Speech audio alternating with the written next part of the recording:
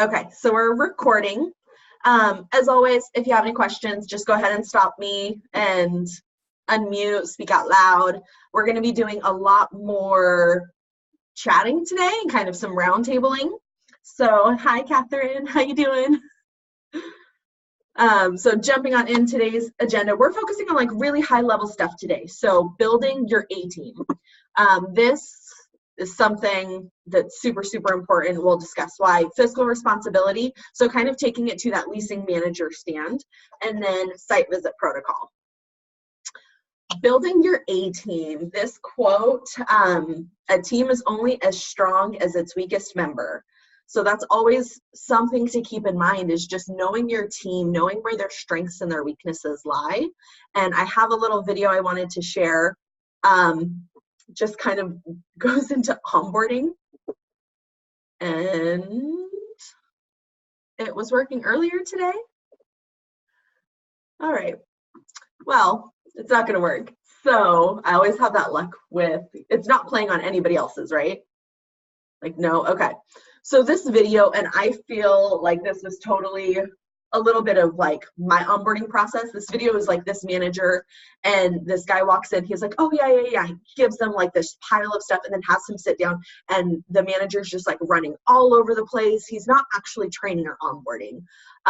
It's chaotic.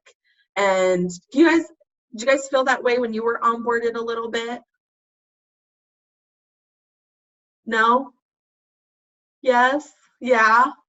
So that's what we want to get away from. That's a huge thing. Like, that's not something that we want our leasing agents to kind of come into, or anybody. So a big part of that is your job to onboard. And we've had a lot of new leasing agents come on board lately at all of the properties. So that's something that I really want to make sure goes really smoothly and just starts everybody out for success. So keep in mind, 20% of your day should be spent training. So think about, we have goals versus growth. Goals are checklist. So when you have something in particular to train somebody on, then your goal's completed. You know, like I want to train somebody on phones. You do the phone training, check. Spending an hour and a half a day is a growth piece for you guys. So how are they growing in their roles by you spending time with them each day on training? And how are you growing in your position as a leader? That's your growth goal. So is to just make sure you're committing that time every single day, and commit the same amount of time for yourselves in learning. What are you learning every single day in your role? That is going to be really, really big. Then we've got impactful. How can you be impactful? So starting out, expectations. Day one of onboarding or your leasing agents is going to be training, your new hires, setting those expectations with people. And then next, you're going to demonstrate to them, ask them what kind of learners they are. I found really, really helps. So do you prefer to drive, or are you more of a note person? Everybody learns differently. And so I like to keep that in mind when training, because sometimes I tend to like jump on in and I'm doing the driving, and then they're having a hard time keeping up. And sometimes people just don't learn that way. They want to be the ones to do, and I can walk them through that. So that's going to be really helpful in their success, is ask them questions, ask them what is easiest for them in learning. And then don't just talk about it. Don't just talk about what you're training them on, show them and lead by example. John Maxwell talks about how people attract people that are similar to them. So when you think about what kind of characteristics you want in your new hire, or like what you want your employees to have, you should really instead think about what characteristics you wish you had, or what strengths you have. That's going to be the type of person that you tend to attract, is somebody who has already the same strengths that you are. So you want to be that person that you want to attract. That's the goal. So don't just, wish that somebody was that way. Just, want to be that way yourself. And that's going to be somebody that you're going to bring into your property, and that's going to work out really, really well. And then inspect. You know, we have our little motto here at Horizon, inspect to expect, and do it over and over again. That's going to be something I really strongly recommend.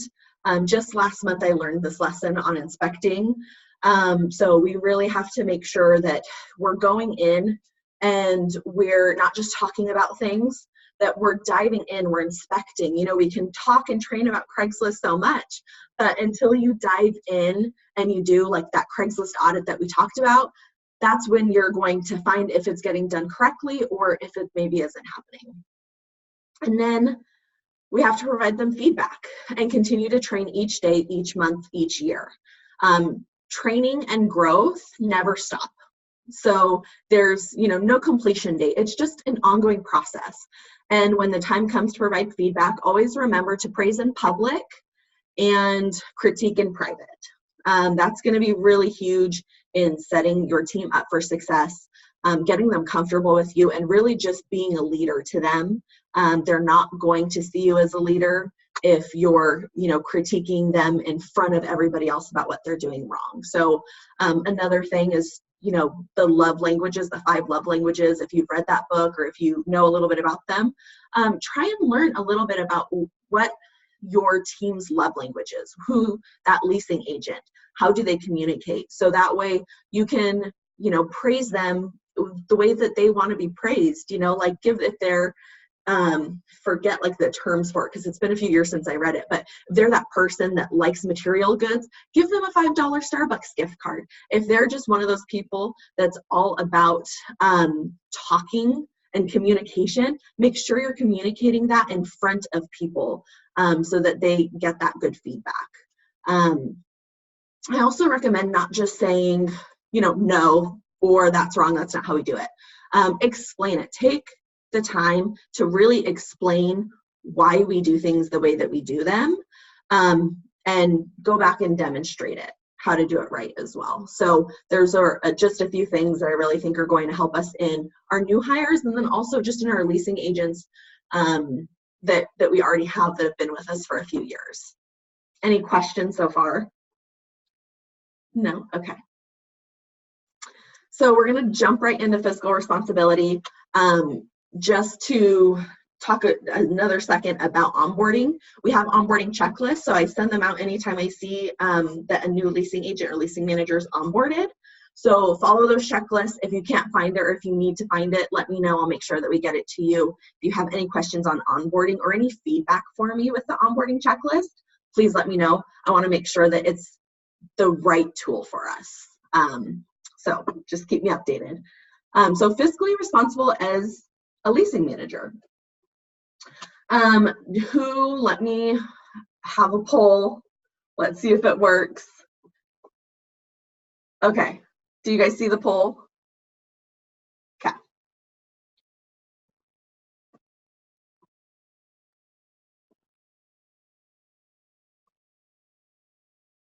Oh, got 2, 3. How many are on the call right now? 6, okay. So I'm gonna end the poll and I'm gonna share the results. And then it just went away. Do you guys see the results? Yeah, okay. So for turns, how much does it cost to turn one apartment? 2 of you guys got it right. $30,000 is how much one apartment turn costs. $30,000, that's just one apartment. I mean, why? So to kind of like turn it back on you guys, unmute. Why do you guys think turns cost so much money?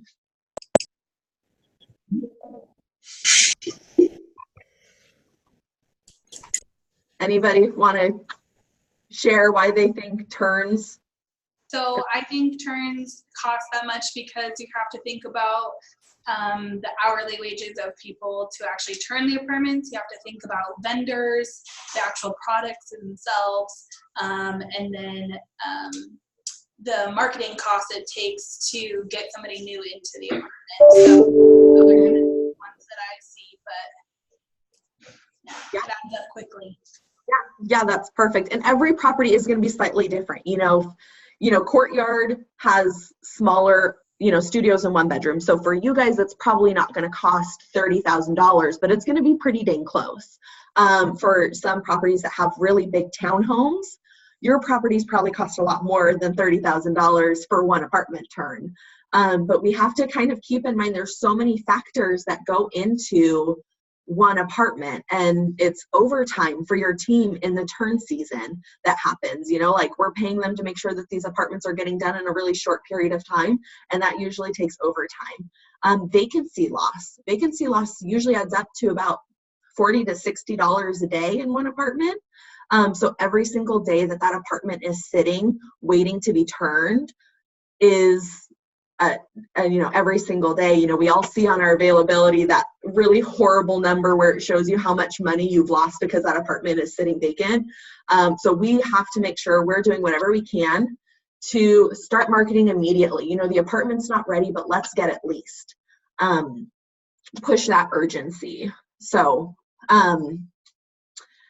other than the costs associated with turns, what are some positives of having a resident renew? Michelle, I know you guys have a lot of renewals. Do you have any, what do you think is a really good positive? Sorry, I was reading a message from FAC. What was the first part of your question again? So what are positive results to residents renewing other than the turn costs? Resident retention leads to they bring in other people too, which then fills up when we do have vacancies.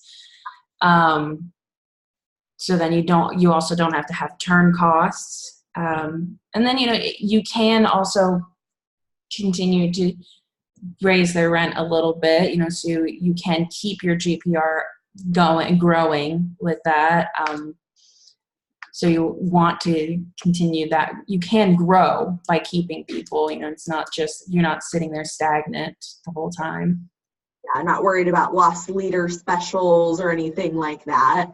And my favorite thing is you build that resident relationship. Yeah. Having them move in and out so much, you're getting to know them, you're getting to know their name, you're building constant throughout 2 years. My property, I know the Samuels because they've lived at Chase Village for 20 years. So we've got people that have been here between 10 and 20 years. Yeah. It's always funny when we've got people that come in and they've been like, I've been living here for so long, and I look into their system and it's like, you've been here 2 years. And we're like, thank you. But in my head, I'm like, we've got people that have been here 10, 20 years.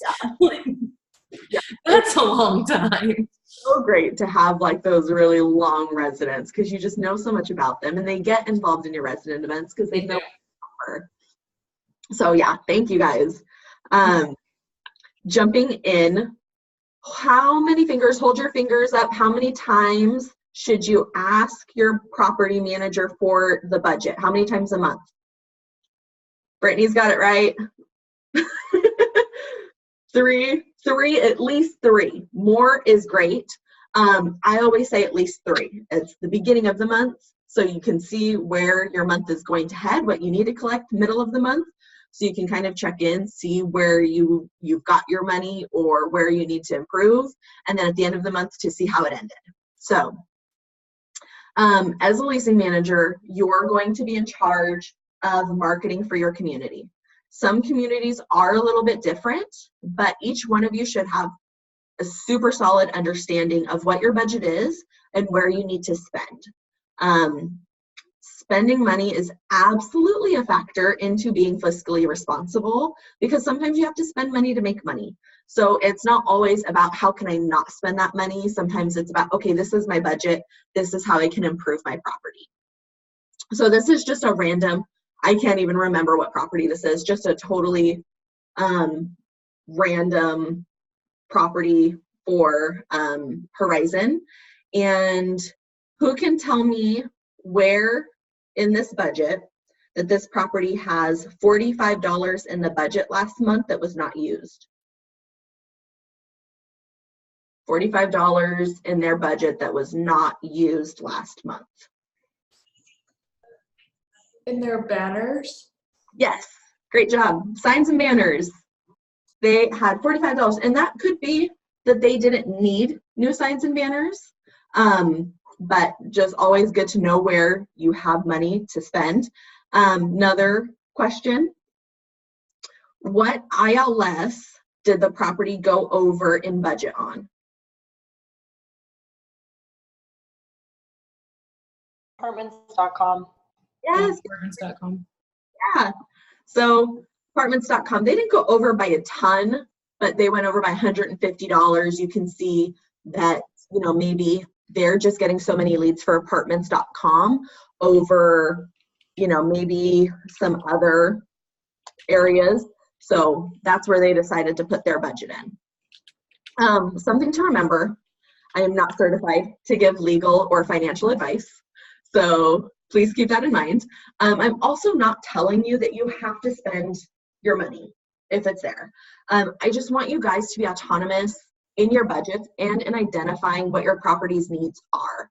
So if you know that you have the same banner that's been sitting by your sand volleyball court for the past 6 months, you have $45 in your budget to update that banner. That's all I'm saying. So just kind of keep in mind what your property's needs are. Walk around your property.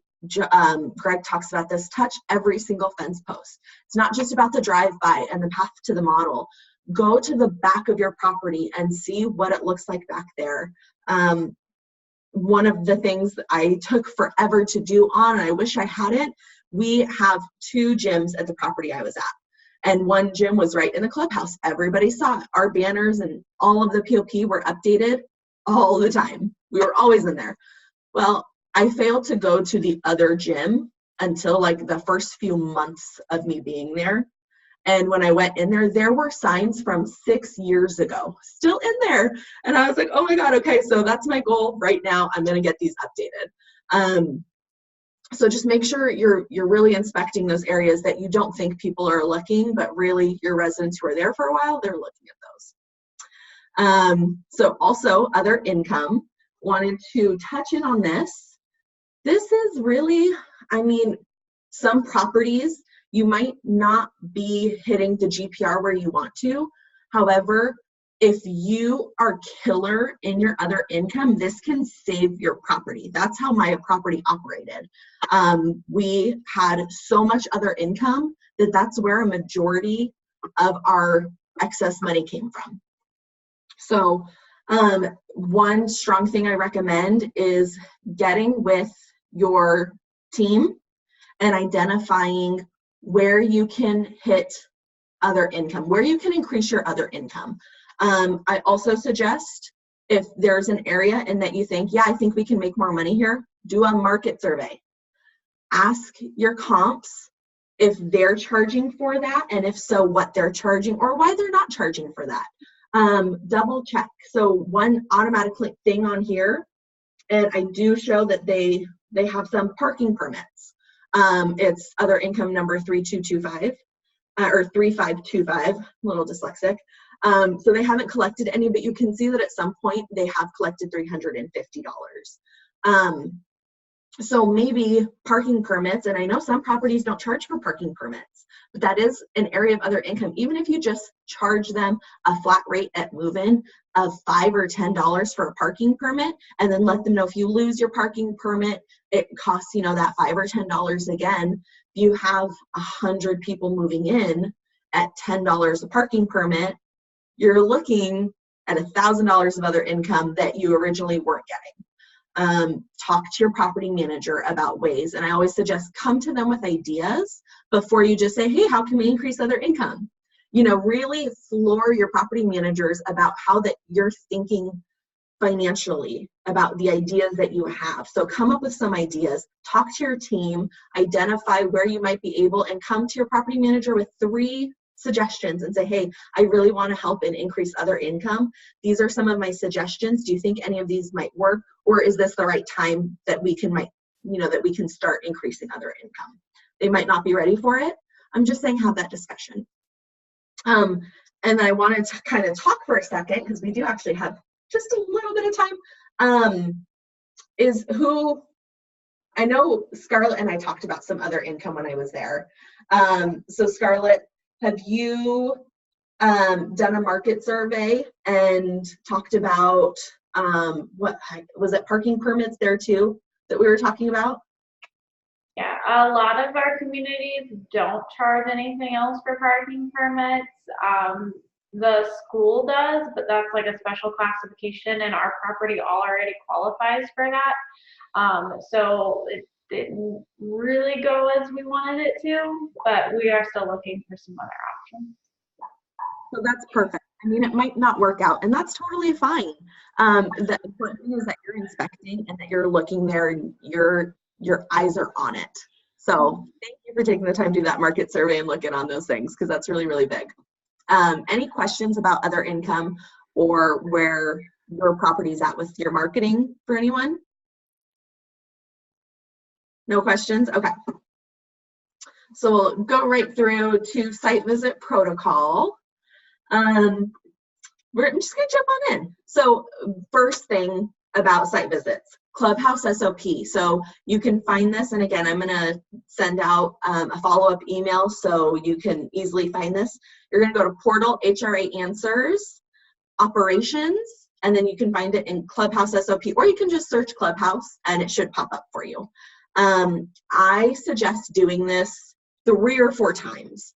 This is your Clubhouse SOPs also, I know we talked about, something that you really should do on a regular basis and not just when site visits happen, but absolutely make sure that you're going through this when a site visit. So I go through it, you know, a few days before, and I double check everything. I give myself enough time to update POPs if I notice that they're outdated or that they need to be done. Or, you know, like I suck at labels. I hate making labels for snacks and for the sodas. And I know that takes me time because I always struggle to get the image I create on my label even. So that's a couple of days project for me. So I start this process a few days ahead of time. I go over it again the night before the visit. I go over it the morning of the visit. Whether it's at 9 a.m., I'm there at 7:30 a.m. doing another walkthrough. So, you know, just make sure you're taking the time, you're utilizing this resource. This is going to be super big for you. And then next is going to be your report. So your Greg Beckel, your Kelly Pearson, or your regional manager report. Anytime you have a corporate visit, have this report ready. If I'm coming, you should have it ready. If you have Greg or Kelly or your regional manager coming, then get in touch with me a week beforehand and let's set up some time so that we can review what you're putting in your report. And that way we can just wow and shine and show them what a rock star you are. I love this quote: spectacular achievement is always preceded by unspectacular preparation. Preparation is going to be super successful for you. That's going to be where your success comes from. So it might not get the recognition you're looking for spending those 5 hours preparing for your visit, but the achievement is going to come when they see how well everything is put together at your property and they see how awesome your report is. So always prepare for these and utilize me as a resource for them. There's 4 sections in your report, and I like, make this your own. I think that's a huge thing. You know, use your brand colors. Remember, like, we want to really build your professionalism, build your brand and your persona on site.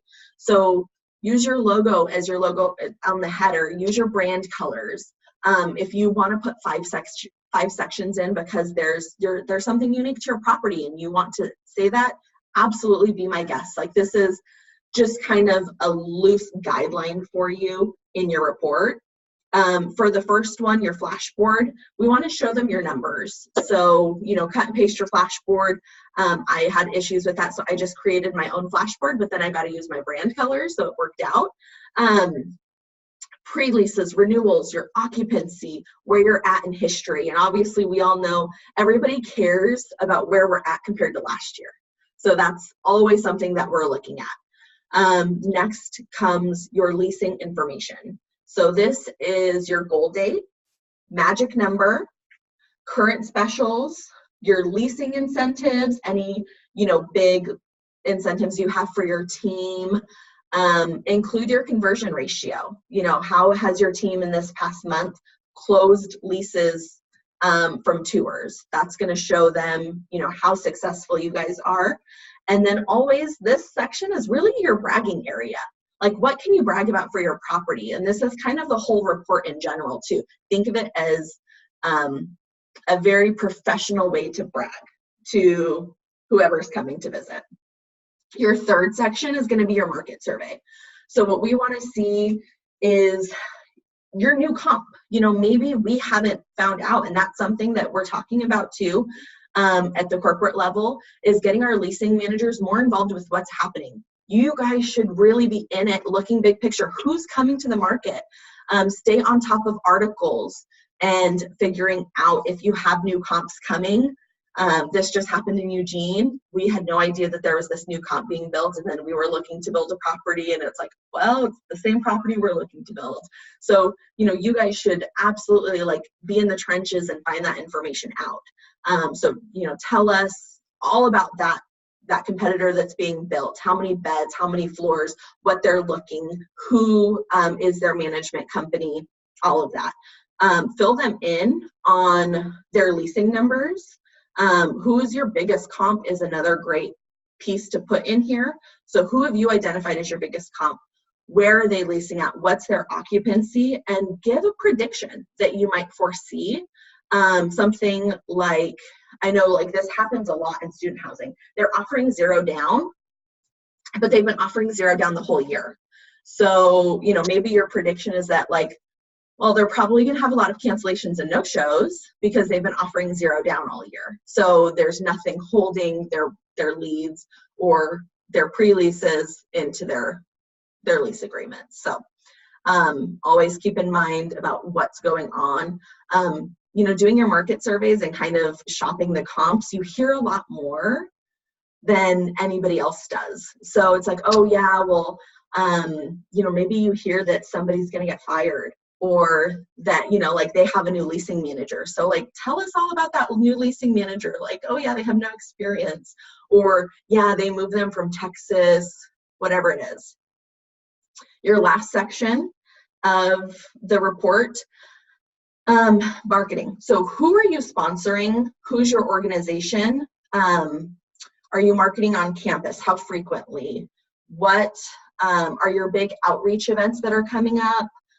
What specials are you offering for these specific groups? So, you know, like not just your general leasing specials, but, you know, for your VIP, you know, your Chinese organizations like CSSA, do you have a VIP special for just them to make them really feel super special and build that relationship with them? Exclusive discounts, things like that. So fill them in on that. And really some words of advice on your report. Keep it short, use bullet points. They really want super high level, big picture. You know, again, we don't need to report on, we're posting Craigslist ads 8 times a day. It's like, okay, that's something we're already supposed to be doing. So we don't need to put that in our report. You know, we want to really keep it high level, big picture, and you keep it short and sweet because you're reporting and you're giving them this report, but talk about it, elaborate. So you don't want them reading everything that you're saying. So that's why you're going to elaborate on everything when you're meeting with them. So you don't need to just put it all down on paper. Just keep it really quick and short. And another one with Greg, I have it in big, big red letters. Never ever say, I've got this, ever. Just don't let it be part of your vocabulary. He hates when people say this because oftentimes when people say that, they don't have it. They don't work out or something happens. So always remember to still be confident in what you're, you know, what you're portraying and what you're showing them. Be confident that you have it, but don't say it. Just emote that, you know, you've got your job handled. Confidence is key, especially with Kelly too. She doesn't like it when people are super nervous going into their reports or anything like that. So just be cool, calm, and collected. And then takeaways for today. If you guys want to kind of unmute. I don't know who wants to go first and just kind of say like what stood out to them today that they didn't know, or maybe what did you know but had some elaboration on.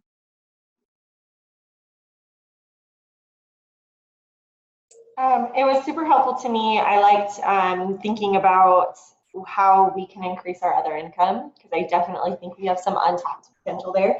And then we've had a lot of site visits here at Highlander, but next week we have Greg coming, so it was good to kind of go over that and get some ideas for his site visit. Yes, you and I should. So if you want to prepare your GB report, Okay. email it to me, and then we'll like hop on a call for 5 or 10 minutes and we'll review it together, and I'll let you know. That'd be awesome. Yeah, Perfect. thank you, Claire. I know, we're not supposed to be visiting Highlander anymore because they have visits like every week. It's crazy, and we're in the middle of a renovation, and like yeah. Whew. I promise. Anyone else? I liked all the advice for the reports for Greg and Kelly. Mm-hmm. Yeah. It's good to prepare for those. And again, if you guys have site visits coming up, let me know. I'm compiling a list of kind of pet peeves of all of the regional managers right now, so that I can kind of give you guys that knowledge under the table, and you guys just have it and don't have to worry about, accidentally doing one of those things. So I really like how you opened with be who you want to attract. That was pretty awesome intro. mm-hmm. John Maxwell is amazing. So I strongly suggest listening to his podcasts, his leadership podcasts. Couple other people. Yeah, we've got our site visit coming up July 25th, I believe, 24th and 25th with Kelly. So getting ready for that already. I know so we're getting prepared for that, but we're always looking for ways to increase our other income. We're always working on that. Mm-hmm. We do a lot with we work on tight ship and things with that. But I was actually wondering if anybody's heard of a Bodo. It's like has anybody worked with a Bodo, or kind of like, it's like apartments.com, a Bodo. Yeah. Does anybody they've reached out to us through email, and just wondering if anybody has like thumb up or thumb down on it. We've reached out to Emmett about it, and he said he was going to get back to us on it. I think that Drew at Edge has just started using them. Mm-hmm. So I'll Teams him and double check with him. And if he has a few minutes, I know his wedding's coming up, so he's kind of tightening some things up before that happens, but maybe he can shoot you a quick email on pros and cons. Okay. Yeah, because I think Emmett was saying that also a couple of student properties and everything were starting to use them, and he would let us know kind of how that went and everything. But I mean, we're not a student property, but we're looking kind of for any way to open up to get more people coming in here and everything. I also suggest asking them about free trials. Say, hey, Yes. I'm willing to try it for a month, but I want it to be free. I want to make sure it works before I sign it. That's what I was telling Fag, is that I don't want to spend any money on it, starting out. Well, we'll sit down and we'll talk, but we're not exchanging money unless we know it works. Yes, exactly. Who else had any takeaways for the day? I really liked going over the report stuff because I've been on like the outside, like the leasing agent, so I like see them when they come, but being able to like know what to prepare for our next site visit is kind of exciting because I'll be on the inside this time. And then too, just like, I didn't know that I was supposed to spend 20% of my time training, and we have a couple new people coming back or like coming in, so that's a good takeaway for me, and kind of just like reflect what I expect, I guess, as like a leasing agent or a manager to like the agents that we're onboarding right now. So yeah, that's super exciting. Let me know if you need any help with the onboarding or have any questions about that too. Oh, I totally will. Thanks. Well, thank you guys for another great day. I know we're pumping through these like super, super quick, and there's a lot of information very in short periods of time. So thank you guys for just being engaged and spending a little bit of time with me. I also, heads up, Thursday is going to be a pretty quick call. So I'm going to include in my follow-up email, there's going to be homework. So most of next week's call is going to be discussion. So get that email, make sure that you have your homework prepared before the next call. Also, we're going to have some extra time. So if you have any things that I haven't covered throughout this that has been a pain point for you, know that it's probably a pain point for other leasing managers too. So send me an email and let me know if there's anything you want me to cover before we wrap things up on our last call. Okay? Thank you guys. Have a good day. Bye.